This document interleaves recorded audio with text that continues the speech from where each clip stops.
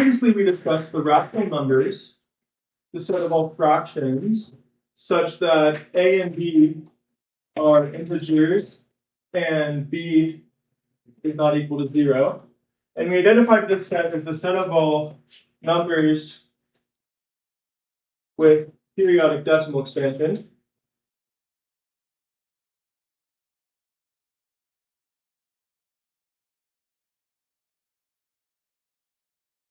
So what do I mean by this? Well, for example, 1, 3, 1, 0.13, 1, 3, 1, 3, repeating on and on.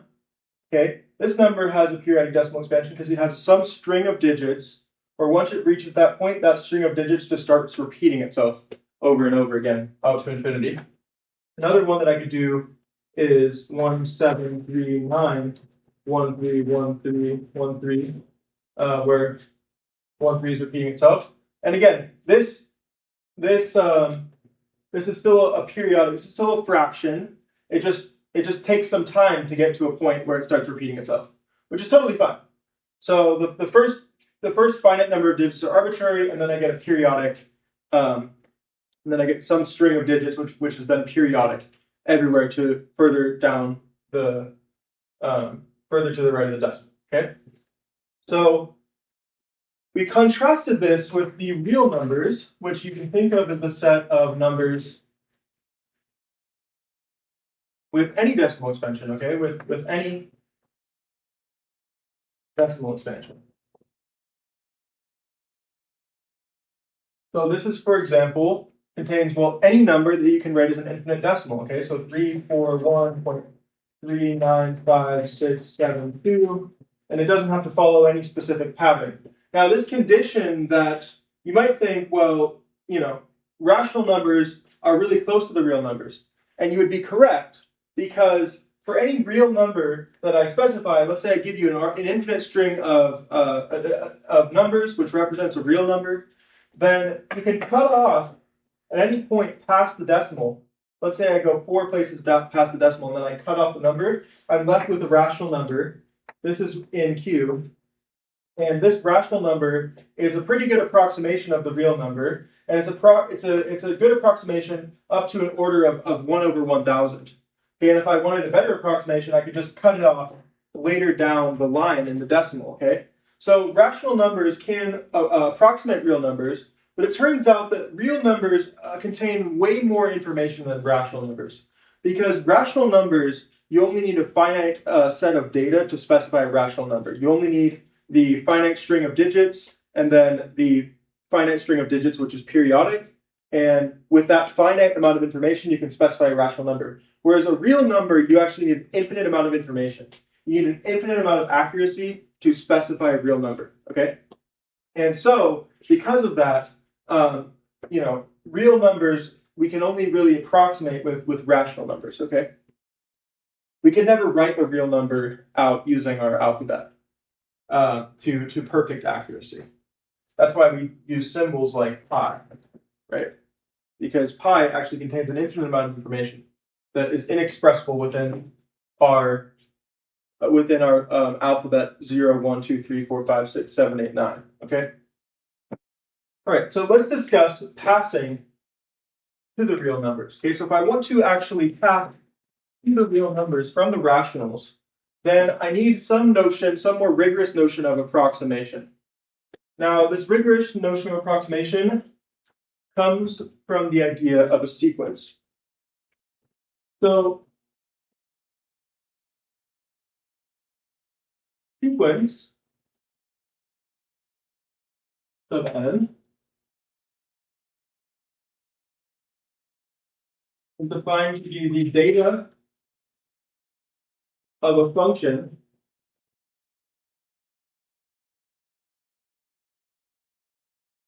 a function of n, which goes from the natural numbers, let's say from the rational numbers for now, okay?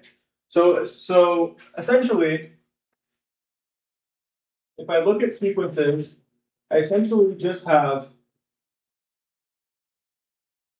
a string of numbers, and each element of the string has a certain index. Okay, this is maybe a little bit of a too simple of an example, so it's actually confusing. But in this case, A of n is equal to n. If I were to deal with the sequence, say 1 over 1, 1/2, 1/3, etc. Okay, then for each index n, here's my index 1, my index 2, index 3, etc. For each index, I have this function that takes in the value of the index and spits out the value of the sequence. So in this case, A of n is 1 over n. Okay, so essentially, exactly, if I give you a function from the naturals, this is the index set.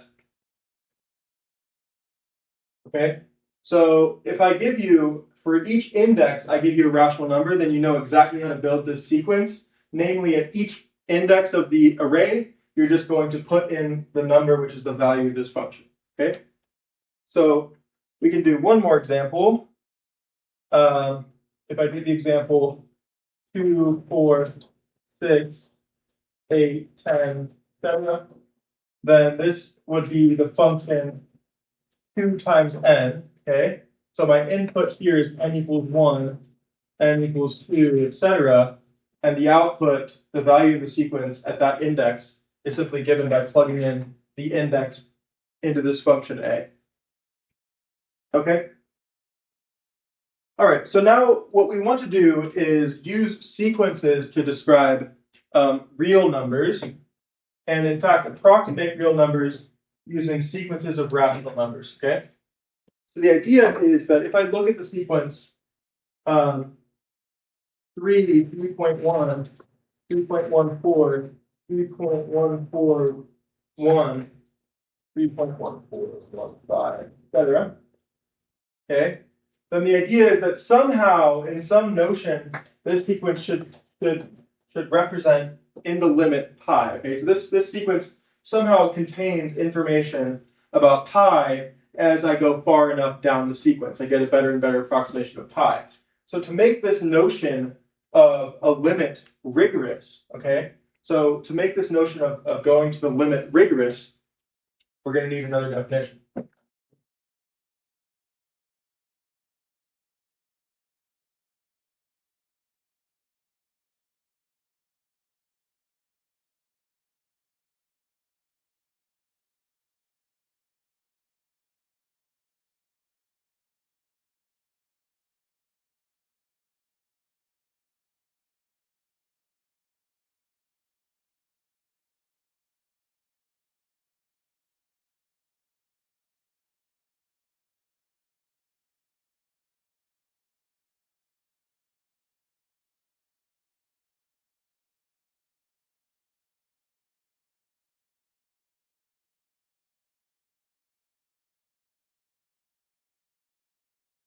Okay, so this is the definition. It says that a sequence converges to a limit point a infinity if for each epsilon greater than 0, we can find an index such that going past this index in our sequence, we're guaranteed that every element of our sequence past this index is within an epsilon distance of the limit point.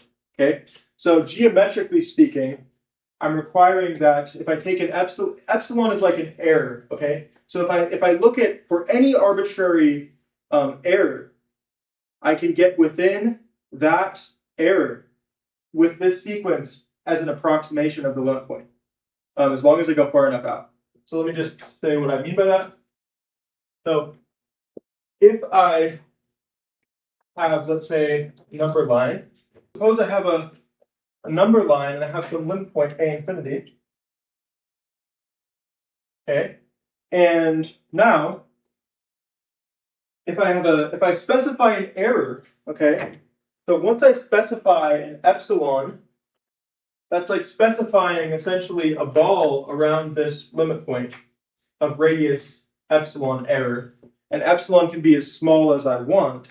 And then the idea would be I need to show that the sequence itself, the sequence of points, so I have some sequence of points A1, A2, A3, etc., and maybe to jump around a little bit.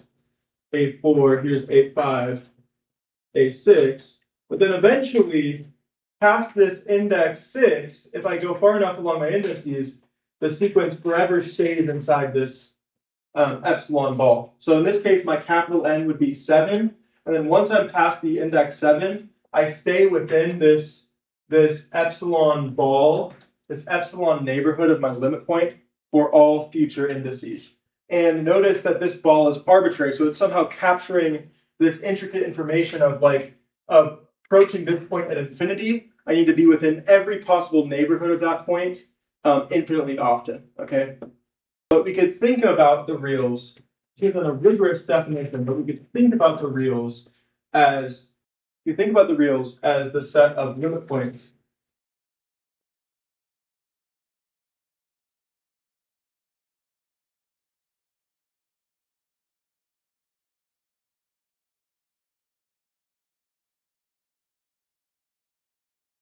Okay, so then I'm not requiring that this infinity be in R Q anymore. I'm requiring that it be in the real numbers.